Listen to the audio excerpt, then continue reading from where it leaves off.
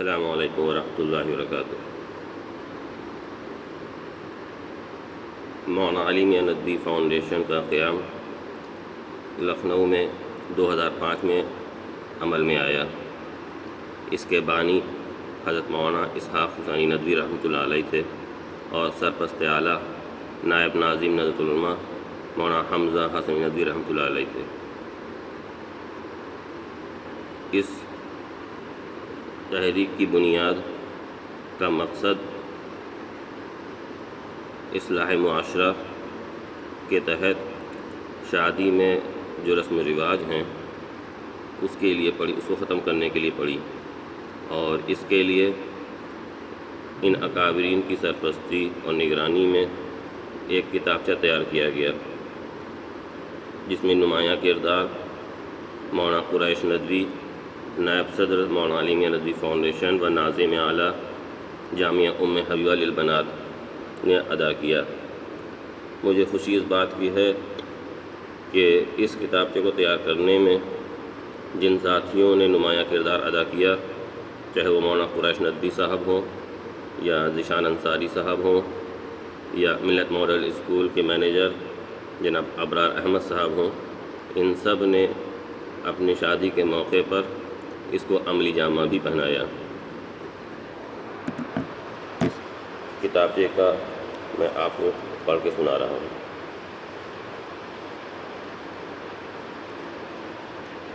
شرعی اعتبار سے تو نکاح دو گواہوں کی موجودگی میں ایجاب و قبول سے منعقد ہو جاتا ہے، لیکن حضور صلی اللہ علیہ وسلم نے اس کے لیے جو مسنون طریقہ مقرر فرمایا وہ یہ ہے کہ ایجاب و قبول سے پہلے ایک خطبہ دیا جائے۔ اس خطبے میں اللہ کی حمد ہوتی ہے اور حضور صلی اللہ علیہ وسلم پر درود بھیجا جاتا ہے، اور عموماً قرآن مجید کی 3 آیتیں تلاوت کی جاتی ہیں۔ حضور صلی اللہ علیہ وسلم نے نکاح کے موقع پر یہ 3 آیتیں تلقین فرمائیں کہ نکاح کے خطبے میں ان آیات کی تلاوت کی جائے۔ سب سے پہلے سورہ نساء کی پہلی آیت تلاوت کی جاتی ہے۔ بسم اللہ الرحمن الرحیم۔ یا ایھا الناس اتقوا ربکم الذی خلقکم من نفس واحدہ وخلق منها زوجها وبث منها رجالا كثيرا ونساء واتقوا الله الذي تساءلون به والارحام ان اللہ کان علیکم رقیبا۔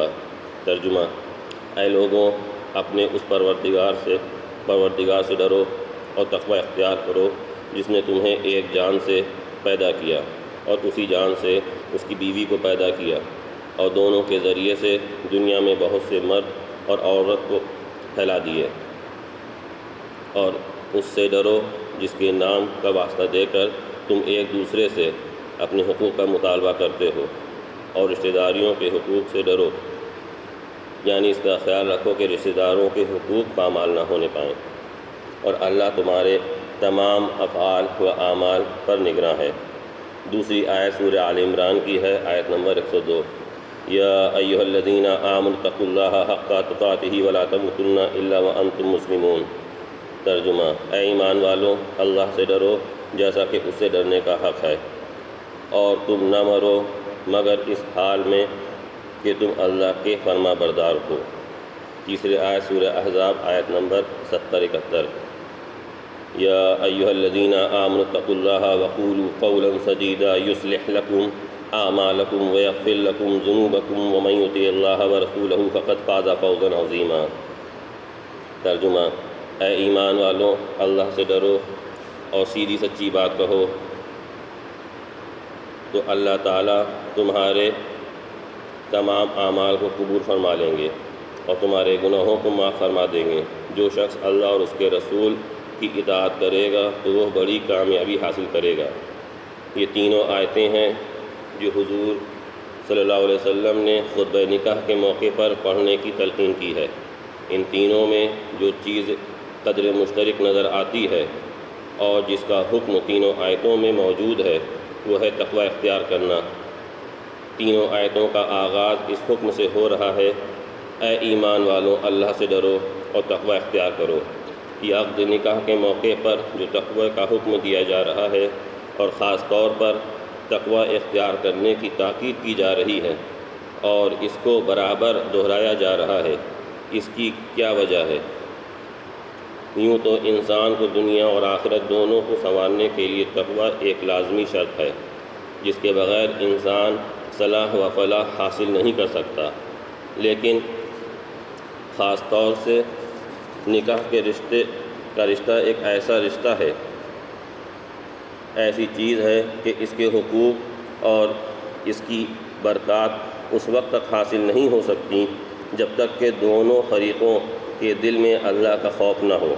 تجربہ اس بات کا گواہ ہے کہ اگر دلوں میں اللہ کا خوف نہ ہو اور اللہ کے سامنے جواب دہی کا احساس نہ ہو اور اس بات کا ادراک نہ ہو کہ ایک دن اللہ کے حضور حاضر ہو کر اپنے ایک ایک قول و فعال کا جواب دینا ہے، تو اس وقت تک صحیح معنوں میں ایک شخص دوسرے شخص کا حق ادا نہیں کر سکتا ہے۔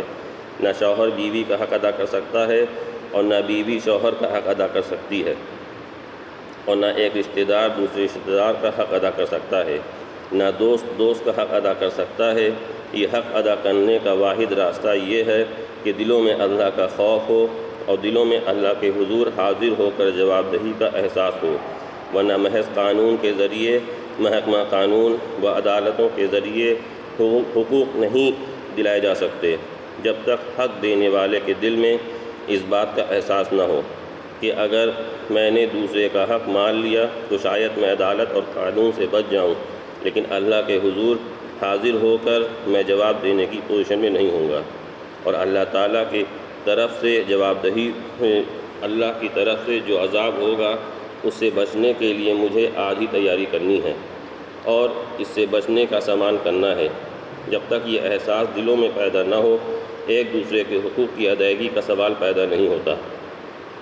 حدیث شریف میں آیا ہے کہ جب اولاد بالغ ہو جائے تو اس کے نکاح کی فکر کرو تاکہ اس کو حرام کی طرف جانے کی خواہش پیدا نہ ہو اور حلال کا راستہ آسان ہو جائے۔ ایک حدیث میں نبی کریم صلی اللہ علیہ وسلم نے فرمایا کہ سب سے زیادہ برکت والا نکاح وہ ہے جس میں بہت زیادہ آسانی ہو اور سادگی ہو۔ نکاح کو جتنا پھیلایا جائے گا اور جتنا اس کے اندر دھوم دھڑکا ہوگا، اسی قدر اس میں برکت کم ہوتی چلی جائے گی۔ حضرت عبد الرحمن بن عوف رضی اللہ عنہ جلیل القدر صحابی ہیں اور عشرہ مبشرہ میں سے ہیں، یعنی ان 10 خوش نصیب صحابہ میں سے ہیں جن کو حضور اکرم صلی اللہ علیہ وسلم نے دنیا ہی میں خوشخبری سنا دی تھی کہ یہ جنت میں جائیں گے۔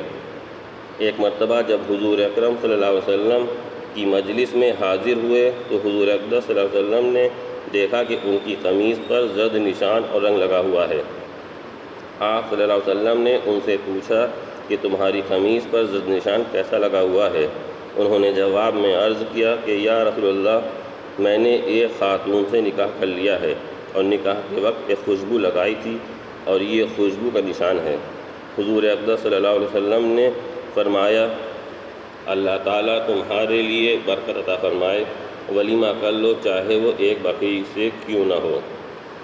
اس حدیث میں غور کرنے کی بات یہ ہے کہ حضرت عبد الرحمن بن عوف رضی اللہ عنہ عشرہ مبشرہ میں سے ہیں اور حضور اقدس صلی اللہ علیہ وسلم کے انتہائی قریبی صحابی ہیں، لیکن نکاح کی تقریب میں صرف یہ نہیں کہ حضور اقدس صلی اللہ علیہ وسلم کو بلایا نہیں بلکہ ذکر تک نہیں کیا، اور پھر خود جب حضور اقدس صلی اللہ علیہ وسلم نے رنگ کے بارے میں پوچھا تو اس کے جواب کے ضمن میں نکاح کی اطلاع دی، اور نکاح کی خبر سن کر حضور اقدس صلی اللہ علیہ وسلم نے یہ شکایت نہیں کی کہ تم اکیلے نکاح کر کے بیٹھ گئے، ہمیں بلایا تک نہیں۔ اس لیے شریعت نے نکاح کی تقریب پر سرے سے کوئی شرط اور قید عائد نہیں کی۔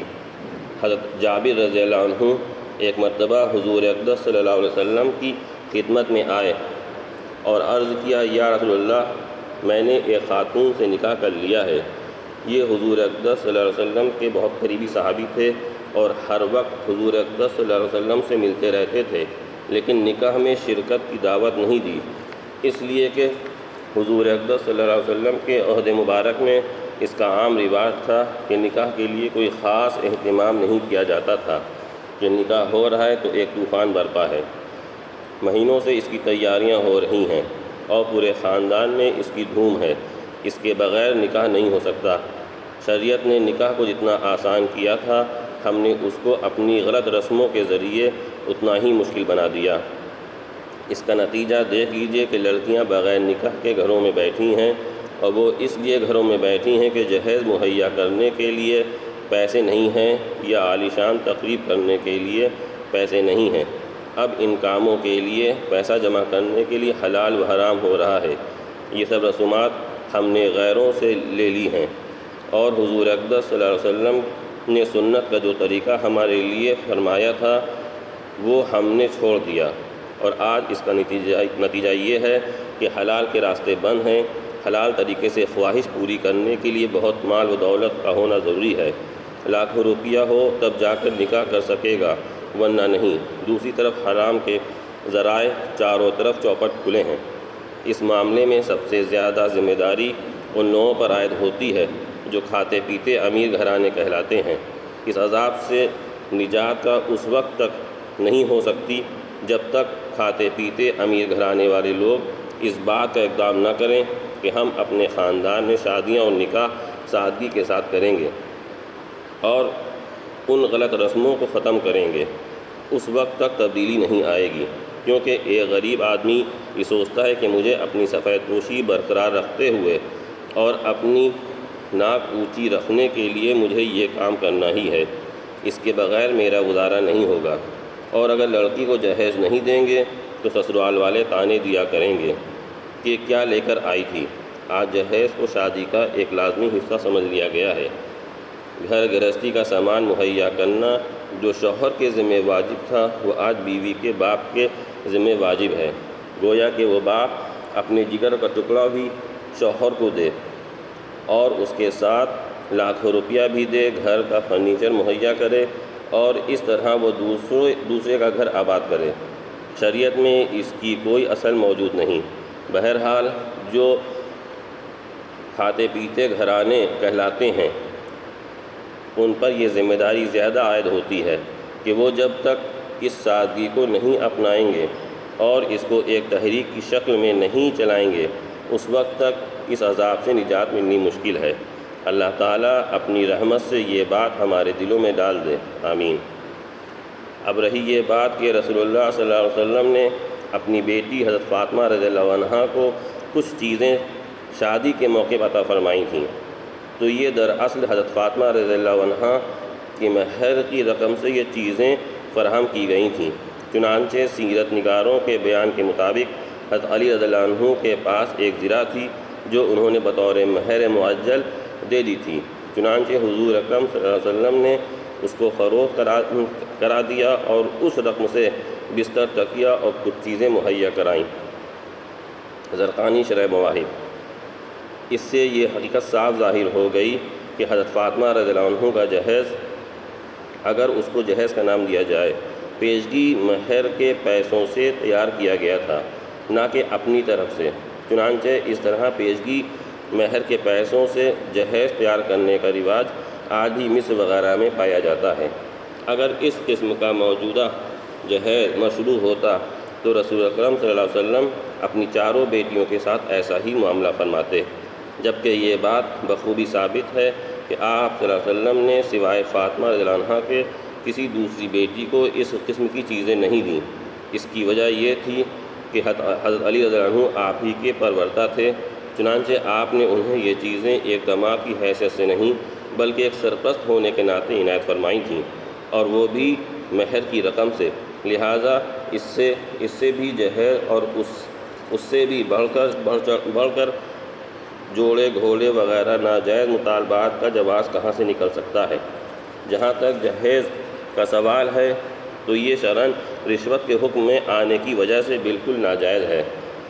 واضح رہے کہ ایک زمانے میں جبکہ موجودہ دور کے برعکس لڑکی والے رخصتی کے وقت لڑکے والوں سے کچھ رقم لے کر لڑکی کو رخصت کرتے تھے، تو اس وقت فقہائے امت نے اس کو رشوت قرار دے کر حرام کہا تھا اور اس کو لوٹانا ضروری قرار دیا تھا۔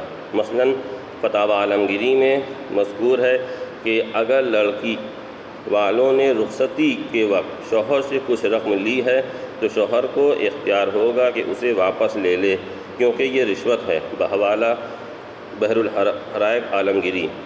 اور فتاوی شامیہ میں ایسی رقم کو حرام کہا گیا ہے، خواہ دینے والے نے خوددلی ہی سے کیوں نہ دیا ہو۔ ظاہر ہے کہ جب لڑکے سے کچھ لینا رشوت اور حرام ہے تو پھر لڑکی یا اس کے اعضاء سے بھی کچھ لینا اسی طرح رشوت اور حرام ہوگا۔ غرض موجودہ لالچی معاشرے میں دین و اخلاق کے یہ سارے اصول اور تمام خوبیاں دقیانوسیت کی نشانی قرار پا چکی ہیں، اور آج کا سب سے پہلا اور مقبول عام اصول یہ ہے کہ لڑکی اپنے ساتھ کتنا پیسہ کتنا جہیز لائے گی، اور اس سے بھی بڑھ کر کے اب لڑکے والوں کی طرف سے باقاعدہ مطالبات ہوتے ہیں اور مول تول ہوتا ہے، گویا کہ شادی کیا ہوئی ایک اچھی خاصی تجارت بن گئی ہے، اور اس مارکیٹ میں ہر لڑکا خود کو نیلام کر رہا ہے، اور جہاں زیادہ بولی جائے وہاں پر وہ خود کو فروخت کر دیتا ہے۔ گویا کہ لڑکے آج ایک طرح کا بکاؤ مال بن چکے ہیں، جن کو ضرورت ہو وہ انہیں بازار سے خرید کر لے آئے۔ ظاہر ہے کہ اخلاقی اور معاشرتی اعتبار سے یہ ذلیل حرکت ہی نہیں بلکہ مرد کی مردانگی کا سودا بھی ہے، جو بے رحمی اور ناحق کوشی کا مظہر ہونے کی وجہ سے شرعی حیثیت سے بھی ناجائز اور قابل مذمت ہے، بلکہ حقیقت کے اعتبار سے دیکھا جائے تو یہ ایک بدترین قسم کا سماجی جرم ہے جو بربادی تمدن کا بھی باعث ہے، اور یہ کردار و کریکٹر رحمان کے بندوں کا نہیں ہو سکتا۔ اسی طرح شادی کے بعد کی دعوت یہ بھی عورت پر بارات کی ضیافت کے نام پر ضروری سمجھا جانے لگا ہے، جبکہ یہ شادی کے سلسلے میں اسلامی اصول و تعلیمات کے خلاف ہے۔ بارات کی کوئی اصل اسلامی سماج میں نہیں ہے، بلکہ غیر اسلامی تہذیبوں کا اثر ہے جو دو قوموں کے اختلاط کی وجہ سے ایک قوم سے منتقل ہو کر دوسری قوم میں آیا۔ اس اثر کو ختم کیے جانے کی فکر و کوشش ہماری اولین ترجیحات میں ہونا چاہیے۔ اسی طرح ہر وہ کام جس میں اسراف ہو اس سے گریز ہماری اہم ذمہ داریوں میں سے ایک بڑی ذمہ داری ہے۔ آخر میں یہ بات ملحوظ رکھنی چاہیے کہ قرآنی تعلیمات سے یہ بات صاف طور پر عیاں ہوتی ہے کہ اسراف کرنے والوں یعنی حد سے تجاوز کرنے والوں کو اللہ پسند نہیں کرتا، اور تبذیل یعنی غلط جگہ خرچ کرنے والوں اور اپنا زور لگانے والوں کے سلسلے میں یہ بات واضح ہوتی ہے کہ وہ شیطان برادری کے لوگوں میں ہیں۔ اللہ تعالیٰ آج کے مسلمانوں کو بھی ویسی ہی زندگی گزارنے کی توفیق دے جو نبوی معاشرے کی زندگی تھی۔ بقول ایک بڑے داعی اور مبلغ کے لوگوں کا کیا حال ہے کہ شادی بیاہ میں بھائی بند کو راضی کرتے ہیں، چنانچہ دیکھا جاتا ہے کہ جن لوگوں سے دشمنی اور بگاڑ ہوتا ہے ایسے موقعوں پر ان کو 100 طرح خوشامد کر کے راضی کرتے ہیں، حتیٰ کہ پردوں کو بھی راضی کرتے ہیں۔ ایسے وقت میں وہ بھی اڑ جاتے ہیں کہ آج تقریب سے ہم کچھ لے کر رہیں گے اور آپ ان کو کچھ دے کر خوش کرتے ہیں۔ اسے مولانا الیاس صاحب رحمۃ اللہ علیہ فرماتے تھے کہ یہ کیا ستم ہے کہ برادری کو راضی کرتے ہو اور پرجوں کو راضی کرتے ہو مگر محمد صلی اللہ علیہ وسلم کو ناراض کرتے ہو۔ کہاں ہے امت کہ خدا ناراض ہو جائے تو پرواہ نہیں، رسول ناراض ہو جائے تو پرواہ نہیں، قرآن کے خلاف کریں تو پرواہ نہیں، حدیث کے خلاف کریں تو پرواہ نہیں۔ کیا اسی کا نام ایمان ہے؟ کیا مومن کی یہی شان ہے؟ صحابہ اکرام رضوان اللہ علیہم اجمعین کو تو ہر وقت اسی کی فکر رہتی تھی کہ اللہ تعالیٰ کو کیسے راضی کریں اور حضور اکرم صلی اللہ علیہ وسلم کو کیسے خوش رکھیں۔ ہائے افسوس مسلمان کہاں پہنچ چکے ہیں۔ مہر قرآن و حدیث کے مطالعے سے معلوم ہوتا ہے کہ مہر و نان و نفقہ شوہر کے ذمے ہر حال میں فرض ہے، اور مہر کی رقم تو صحیح اسلامی اصول کے تحت اکثر و بیشتر شادی کے موقع پر پیشگی ادا کر دی جاتی ہے۔ مہر عورت کا ایک شرعی حق ہے اور وہ شادی کے فوراً بعد یا کچھ مدت میں واجب الادا ہو جاتا ہے۔ قرآن مجید میں جگہ جگہ عورتوں کے مہر کی ادائیگی کی سخت تاکید آئی ہے، اور حدیثوں کے مطالعے سے معلوم ہوتا ہے کہ جب رسول اللہ صلی اللہ علیہ وسلم کسی شخص کا نکاح کرتے تو سب سے پہلے اسے مہر کے لیے کوئی چیز لانے کی تاکید فرماتے تھے۔ اس طرح اسلامی معاشرے میں پیشگی مہر ادا کرنے کا رواج رہا ہے، مگر آج ہندوستان میں یہ غلط رواج چل پڑا ہے کہ لوگ اپنی بیویوں کا مہر تو ادا نہیں کرتے جو ان کا ایک شرعی حق ہے، مگر ایک غیر شرعی مطالبہ کو شریعت اور قانون سے زیادہ بڑا درجہ دے چکے ہیں، اور اس کے بھیانک اثرات سے آج خاندان ٹوٹ رہے ہیں اور معاشرہ تباہ ہو رہا ہے۔ جہیز آج معاشرے کا رشتہ ہوا ناسور اور تباہی کی علامت بن چکا ہے، لہٰذا اس کو جتنی جلدی ہو سکے ختم کر کے نظام فطرت اور قانون خداوندی کی پابندی کرنی چاہیے، اور اس سلسلے میں ہر قسم کی فضول خرچیاں یکلخت ختم کر کے سیدھے سادے طریقے سے نکاح کی مجلسیں منعقد کرنی چاہیے، کیونکہ فضول خرچی کرنے والے شریعت کی نظر میں شیطان کے بھائی ہیں۔ مال و دولت اللہ کی امانت ہے جس کے غلط مصرف کا حساب دینا پڑے گا۔ آج مالداروں کے نام و نمود اور مذہبی مظاہروں نے غریبوں کا جینا دوبھر کر دیا، لہٰذا فضول خرچی اور نمائشی مظاہروں پر روک بھی لگانا ضروری ہے۔ جہیز کی تباہ کاریاں۔ خوبصورت تعلیم یافتہ لڑکی چاہیے وہی لوگ رابطہ قائم کریں جو لڑکے کو کاروبار کرائیں اور گھر داماد بنائیں۔ ہندی راشٹریہ سہارا، 17 فروری 2005، لکھنؤ۔ سیتاپور کی رہنے والی 4 مہینے کی بچی کی ماں مونا کو اس کے سسرال والوں نے یہ کہہ کر گھر سے نکال دیا کہ تمہاری بچی کو جہیز کون دے گا، لڑکا ہوتا تو ہاتھ بٹاتا۔ ہندوستان، 18 مئی 2005، لکھنؤ۔ ایک سرکاری رپورٹ کے مطابق ہمارے ملک میں ہر گھنٹے میں 6 لڑکیوں کو جہیز کے لیے پریشان کیا جاتا ہے، اور ہر گھنٹے میں 1 لڑکی جہیز کے لیے جلا کر مار دی جاتی ہے، اور تقریباً اتنی ہی لڑکیوں کو جہیز کے مطالبات پورا نہ کر پانے کی وجہ سے طلاق دے دی جاتی ہے۔ اس میں جل کر مرنے والوں کی تعداد بتائی گئی ہے، لیکن جلائی کتنی جاتی ہیں اس کا اندازہ لگانا مشکل ہے۔ یہ سرکاری رپورٹ پولیس محکمے میں درج مقدموں پر مشتمل ہوتی ہے۔ اگر صرف ہم ایک دن میں شہر میں ہونے والے سارے جرائم نوٹ کریں اور پھر پولیس محکمے میں جا کر چیک کریں کہ کتنے مقدمے درج ہوتے ہیں تو شاید 30% بھی مقدمے درج نہیں ملیں گے، کیونکہ اکثر عوام اس محکمے سے مایوس ہونے کی وجہ سے شکایت درج نہیں کراتی ہے، اور جو شکایت درج کرانے جاتے ہیں ان میں انہی کی شکایت درج کی جاتی ہے جن کی جیب گرم ہوتی ہے۔ لیکن اگر ہم اس رپورٹ کو 30% بھی مان لیں تو جہیز کے لیے ستائی جانے والی لڑکیوں کی اصل تعداد کم و بیش 1,75,000 کے قریب چلی جاتی ہے، اور جلا کر مار دے جانے والی لڑکیوں کی تعداد تقریباً 29,200 پہنچتی ہے، اور یہ گنتی یہیں نہیں رکتی، اس میں ہر سال 500 کا اضافہ ہوتا ہے۔ اب یاد آیا اے یاران جاں اس نامرادی میں، کفن دینا تجھے ہم بھولے تھے سامان شادی میں۔